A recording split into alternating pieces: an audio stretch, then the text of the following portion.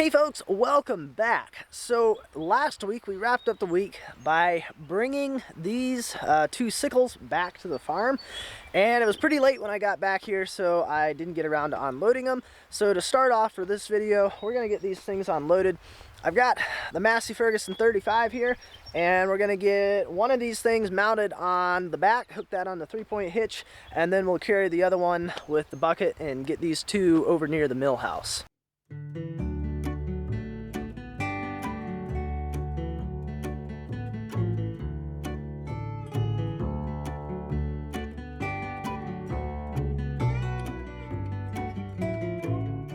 Alright, so I got backed up to this thing, and I came around here to get hooked up to it, and that's when I realized that this thing hooks up a little bit different than, well, anything else that I've got around here that I hook up to. And as you can see, for this, you need a pin that'll go through the sickle and through your lower arm here. Now, everything else that I've got, it's got a pin built into the implement here that you just put your arm on, but this doesn't have it. So I just walked back over to the mill house and I found myself a hitch pin and a 5/8 bolt.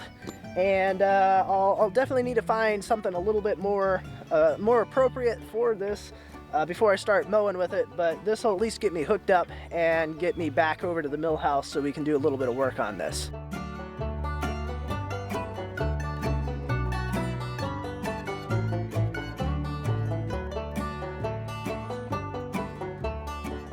Alrighty, so last night I soaked this bar down in oil and I greased stuff and I shot some penetrating oil in various places and just really tried getting as much lubricant in anything that's supposed to move as possible.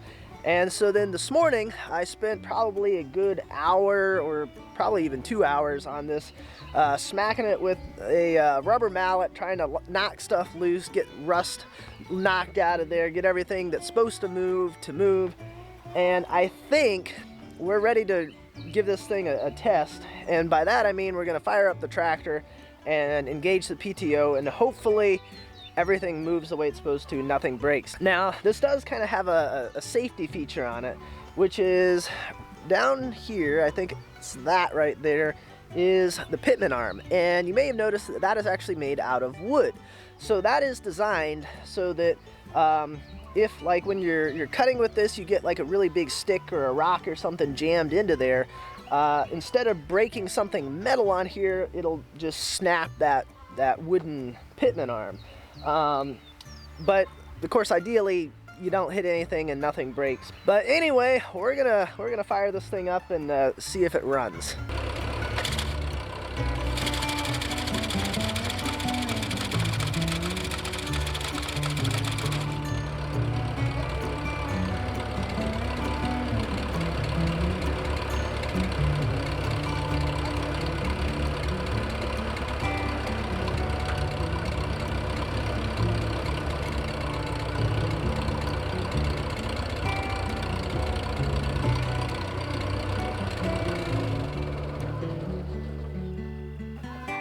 Well, what'd we do?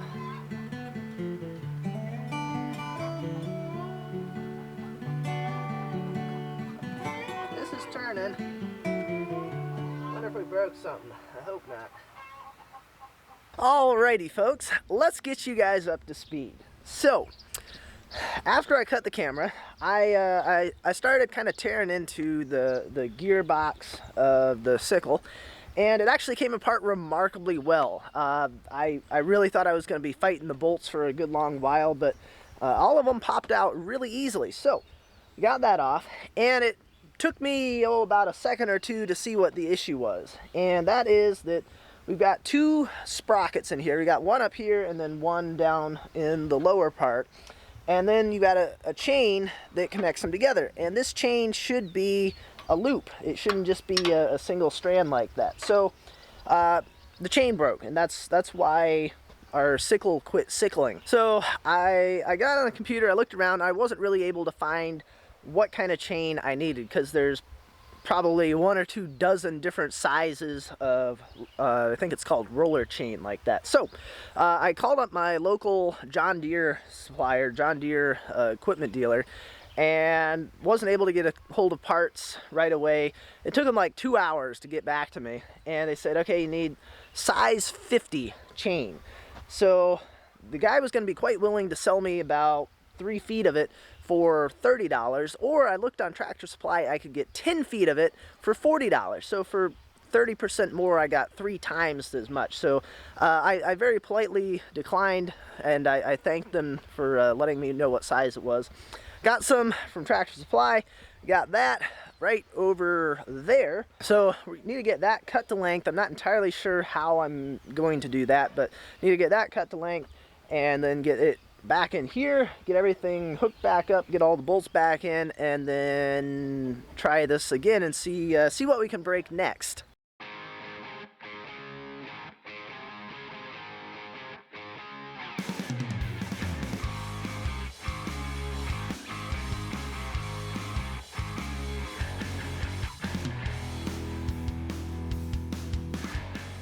Alright, well, I'm not sure how much you could see from where you guys were at. I probably should have set you up like on the fender or something.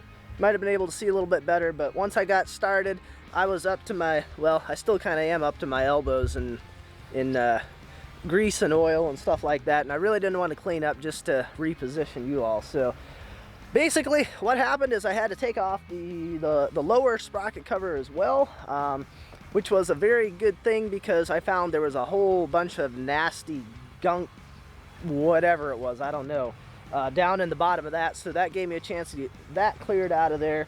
Got that out, got the new chain on there, got everything hooked back up. It doesn't look like I've got any bolts left over, and it doesn't look like I'm missing anything either, so I'm gonna call this a win. So just as long as when we fire the tractor up and test this thing out again, everything works, we're gonna be good to go.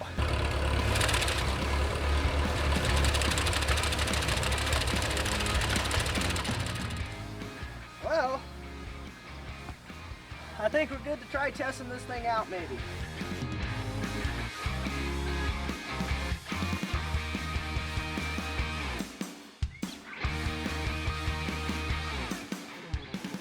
Well, I mean, not gonna lie, that actually cut a lot better than I thought it was going to.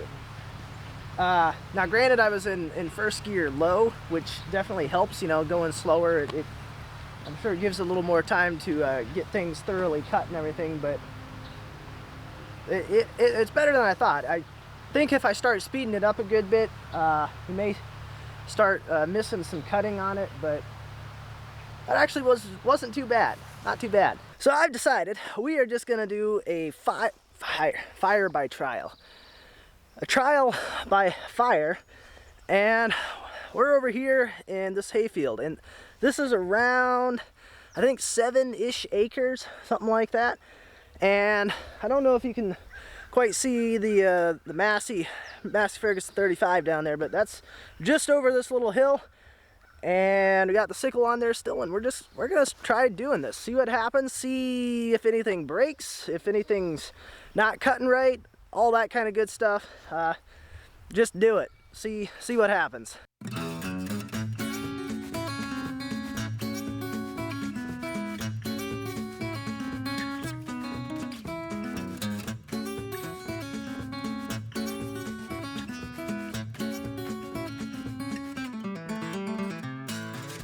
All right, well, I made it about halfway around the field, and then I snapped my pitman arm.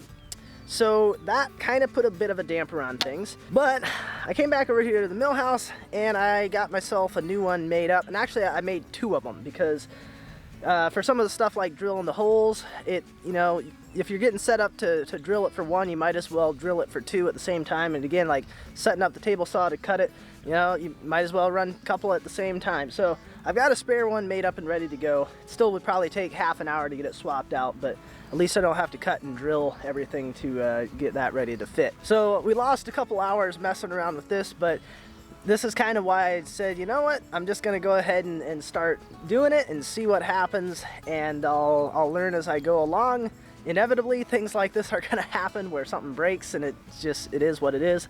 I'm not sure if it was that I overdid it, was trying to feed too much in, or whether it was just that the pitman arm was kind of old and maybe getting a little bit soft or something. Not really sure, but we'll give it another go with this new one and see if this works any better.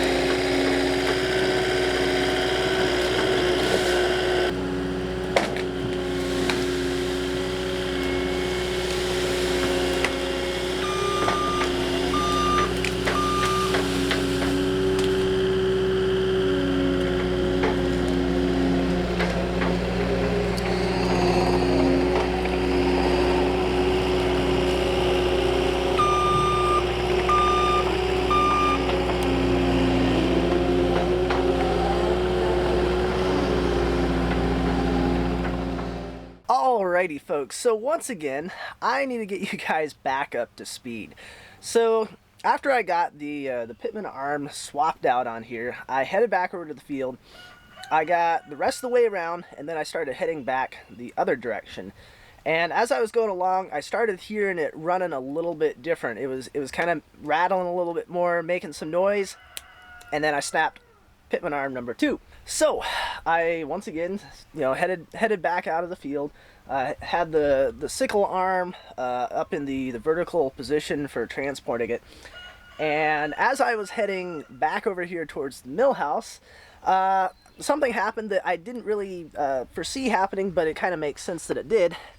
And that is that because the pitman arm was broke, and I've already swapped it back out to the other one, but because the pitman arm was broke, there wasn't anything in there that was holding the actual cutter bar part of the sickle up. It was just kind of held in there by friction. So as I was driving along, I hit a bump, and it caused the cutter bar to drop down, and it caught on the ground, and yeah, it snapped this part off, which I don't know if I can weld the bars back together. So we've got this part that has a ball joint on it, and then you've got the kind of the connector bar on the back. I'm not sure if that's going to be weldable. I'm not entirely sure what that material is, but of course, fortunately, I've got the parts mower as well. It's the same size, very, very similar model, so I was able to pull the cutter bar out of that. Now, the only thing is that cutter bar did not have the very end sickle cutter on it, which is a different one. It's got a double tooth on it, and it's supposed to give you a cleaner cut. So I had to knock this tooth off of the original cutter bar and then attach it to the new cutter bar. And I didn't have any of the actual rivets, so I tried using some bolts for that. So with that cutter now in place, I headed back out to the field. I made it 25 yards of cutting, and I noticed that right at the end of the cutter, or the cutting bar, it was starting to bind up, and it wasn't cutting well. I went over and looked at it, and there my end cutter was no longer there. So as you can tell, I found it. I headed back out into the field the next day, because it was getting late at that point. I headed out the next day with my cheapo metal detector and just started going all along that area through there, right along the end of the cut. And I actually spotted it before I hit it with the metal detector. It was maybe 10 feet from where I'd had to stop. So I was able to retrieve this, and this is, I think, like a $15 part right here. So that was nice to be able to find that. But wait, there's more. So on the same day that I was out there cutting, I was on the way back, and as it turns out, yeah, I know, it just keeps on going. The threads on this bar, which is what you use to hold the sickle up, this piece of rod. So you got a loop down here that connects to, well, where that piece of wire is connected to, and then the bolt part goes through the cutter bar. There's a nut that goes on the end and it holds the cutter bar in the vertical position. This is the nut. And as it turns out, the threads were worn enough on there that the nut was able to wiggle itself loose. And of course that caused the sickle bar to swing down. Well, when you lower the bar, you need to be careful that everything's in the right place and nothing's jammed. Well, our inner cutter bar, the part that actually moves back and forth, was not in the right position, and it caused this to get bent. And it's not a real huge bend, but it still is something that definitely needs to be fixed, because you want that to be perfectly straight in there, and that way it fits in there real smooth. It's not binding, and it's able to move in there very freely. So that brings us, I think, to the present. I know it's I'm getting a whole lot of learning in a very short amount of time on using this thing. So as you can tell, we don't have a cutter. The actual cutter bar in there. We've got our broken one over here, we've got our bent one over here, and then of course our bent one doesn't have our end section, so I've got to get that on there. I did pick up some new cutter teeth. I'm not sure if I'm going to do that immediately. I mean, first of all, I need to make sure I can get the bend out of this bar without any of that stuff breaking. That's the first priority. If I can get that straightened out, then I'll probably add the end cutter back on. I got some rivets that you use for attaching these back on. They also make bolts, but they're 4 or 5 times more expensive, so I decided just to go with the rivets for the time being. And then I was also doing a little bit of research into it. I never did any fine-tuning adjustments on the sickle, and one thing that you want to have is to have your cutter that's moving back and forth be just barely above the, I think it's called the ledger plate, the rot guard kind of thing that sticks out in front. It's just barely above it. I never messed with that because I just wanted to see if it works, but I was doing a little bit of looking into that, and I found that if that's not adjusted, it can actually cause some binding in there, which can lead to issues with pitman arm breaking. So I definitely need to, assuming the other steps of getting it straightened and getting the end cutter on there go well, I'll need to do some adjustments over here to get the cutters adjusted to the ledger plates. Once that is done, I want to take it out and we'll test again. Oh, another thing is, some people were saying that you don't want to run these at the full 540 RPM. Now, most stuff you do, there's a set RPM on every tractor that you want to adjust stuff to, but some people are saying that you don't want to run Sickles at the full RPM there. I'm going to have to look around a little more, see if I can find any sort of an old manual for this particular one. It's a John Deere number 9, 7-foot sickle mower. See if I can find any documentation about what you're supposed to be running it at. But some people are saying you really don't want to run it that fast. It should be lower than that. So I'll have to kind of check into that as well.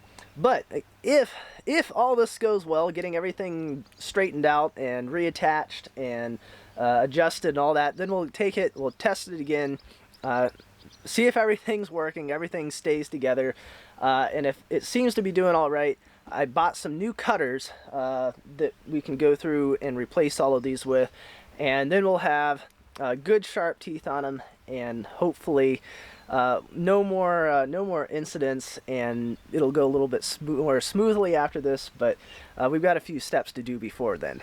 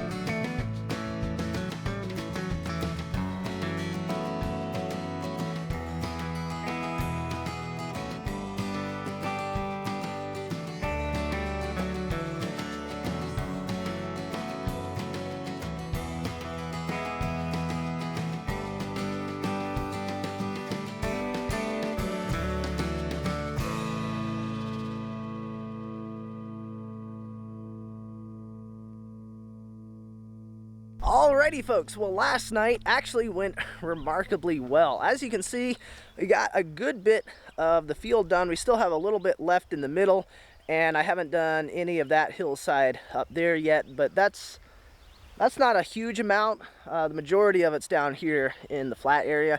Now, one thing that I did have happen after I'd been going for a couple hours yesterday evening was that one of my rock guards broke. So that was creating a little bit of issues where when it got into the thicker grass, it was wanting to bind up around there because it wasn't cutting well. But it wasn't bad enough that it kept me from continuing on, so I kept going for another hour or so. I think I quit around 9 last night. And so first thing, we're gonna get that rock guard replaced so that that'll cut a little bit better. And then we'll get back to mowing and hopefully get this knocked out here this morning.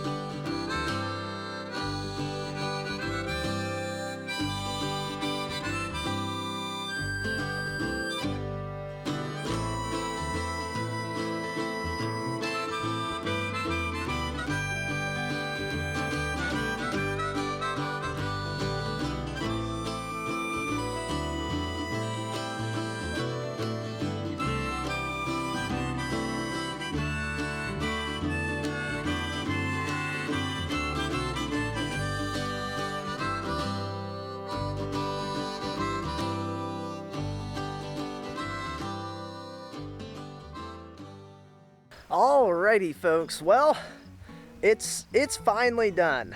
I think it's a little washed out. I'm not sure how well you can see it, but everything is mowed out here in the field. All total, I think it's around 6 or 7 acres. I worked on it 2 or 3 hours last night and then another couple hours here this morning, and actually it's afternoon now. It's about 1 o'clock. So this is all mowed up.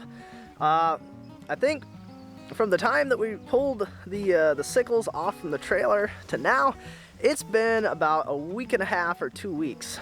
So this little project of just trying to get this stuff cut has taken a good little while here, a little bit longer than I was expecting or hoping that it was going to take, but you know, I should be used to that by now because I think this happens every single project that I do, that it takes a whole lot longer and a whole lot more things break than I was originally anticipating. Now, because it took so much longer than I was thinking it was going to take, I'm actually going to just make this as its own video, just getting it cut. And then next time we'll pick back up with getting this stuff raked and baled, and hopefully that stuff goes a lot smoother than cutting it does. I think it should. The other stuff is, well, the baler's got a whole lot more moving parts in it, but I think that's been maintained a little bit better than the sickle was.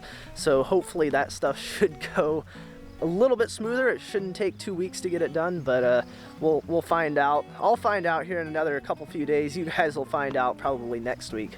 But either way, that is all we're gonna get done for this video. As always, I appreciate you guys watching, and I will see you next time.